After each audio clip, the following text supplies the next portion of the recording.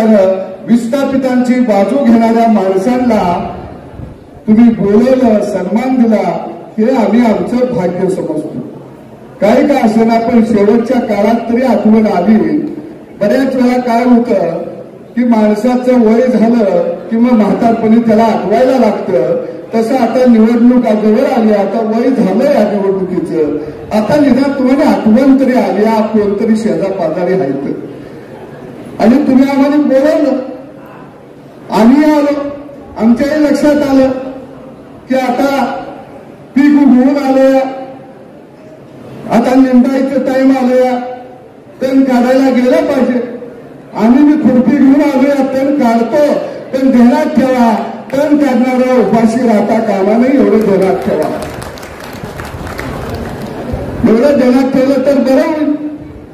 अरे घटक पक्ष या जिल्ह्यामध्ये पहिल्यांदा आज बोलवले गेले, पहिल्यांदा. घटक पक्षांची अपेक्षा काय?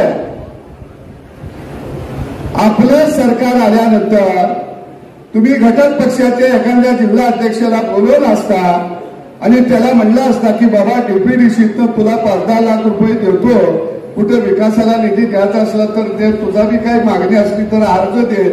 जवळ आली, आता वय झालं या निवडणुकीचं, आता निदान तुम्हाला आठवण तरी आली, कोणतरी शेजा पाजारी आहेत आणि तुम्ही आम्हाला बोलवलं, आम्ही आलो.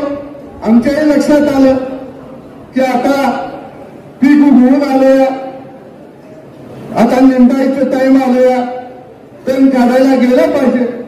आम्ही मी खुरपी घेऊन आलोया, तण काढतो, पण ध्यानात ठेवा, तण काढणारा उपाशी राहता कामा नाही, एवढं ध्यानात ठेवा. एवढं ध्यानात ठेवलं तर बरं होईल. अरे घटक पक्ष या जिल्ह्यामध्ये पहिल्यांदा आज बोलवले गेले, पहिल्यांदा. घटक पक्षांची अपेक्षा काय? आपलं सरकार आल्यानंतर तुम्ही घटक पक्षाच्या एखाद्या जिल्हा अध्यक्षाला बोलवलं असता आणि त्याला म्हणलं असता की बाबा डीपीडीसीतनं तुला 5-10 लाख रुपये देतो, कुठे विकासाला निधी द्यायचा असला तर दे, तुझा बी काही मागणी असली तर अर्ज दे. नाही बोलवलं. अरे 3, 4, 5, 6 पक्ष त्यांच्या जिल्हा अध्यक्षांना बोलवलं असतं, सन्मान दिला असता, थोडा निधी दिला असता, ते कार्यकर्ते अजून जोमानं कामाला लागले असते. पण तुम्हाला 5-10 लाख रुपये मी देता आलं नाही. काका मला मागणार नाही, कारण मला मिळते ती, मला पाहिजे तर मी आणतोया. परंतु बारीक बारीक घटक पक्षांना तुम्ही खऱ्या अर्थानं बोलवायला पाहिजे होतं, त्यांना विचारलं पाहिजे होतं की डीपीडीसी मधनं तुम्हाला काय 4-2 पैसे पाहिजेत का? आम्ही अर्ज दिला की तुम्ही म्हणताय पैसे संपलं, म्हणजे तुमचं रान उलाकलं लगेच आम्ही मागितलं. असं नका करू. कारण मुंबईच्या मीटिंगमध्ये मी परवा म्हणलो, आम्हाला म्हणले आता तुम्ही कामाला लागा, कार्यक्रम राबवा, योजना सगळ्यांच्या पर्यंत पोहोचवा. मग मी विचारलं तुम्ही आम्हाला नेमकं समजलंय काय? का म्हणलं बेंडवाला समजलंय का की आता लग्नाचा सीझन आलाय, आता ताशा कुठं आहे बघा, पिपाणी कुठं आहे बघा, ढोल कुठं आहे बघा, म्हणजे आम्हाला वाजवायला बोलवत आहे का? नेमकं आम्हाला बोलवत आहे कशाला? आणि म्हणून निश्चितपणानं आम्ही लढाऊ माणसं आहोत. अरे आम्ही प्रवासच्या विरोधामध्ये लढणारी माणसं आहोत. आम्ही लाट्या काट्या खाल्ल्या त्या तुरुंगात गेलोया. अरे सदाभाऊ खोत सुद्धा सोलापूर जिल्ह्यामध्ये जाऊन उभा राहिला आणि 5 लाख मतं सोलापूर जिल्ह्यामध्ये मी घेतलेली आहेत. 5 लाख. असं काही नाहीये. परंतु ज्यावेळी आम्ही तुमच्या खंद्याला खंदा लावून सत्ता नसताना उभा असतो, अशा वेळी खऱ्या अर्थानं या बारीक बारीक पक्षाच्या कार्यकर्त्यांना अरे सन्मान द्या. ती काय मागते ती तुम्हाला? अहो मी इथं आता काका बोलायला पाहिजे, कारण आपली सत्ता आल्यावर आमचे रिपब्लिकन पार्टीचे अध्यक्ष म्हणले आम्हाला महामंडळ नको, आम्हाला आमदारकी नको, आम्हाला खासदारकी नको, गड्या नको म्हणायचं नाही. ही पण द्यायला बसली ती.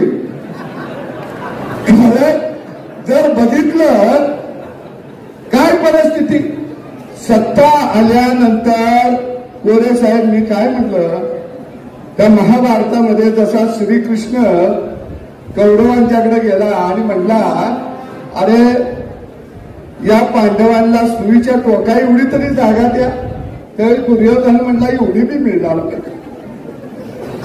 संघर्ष आकडे ठरला.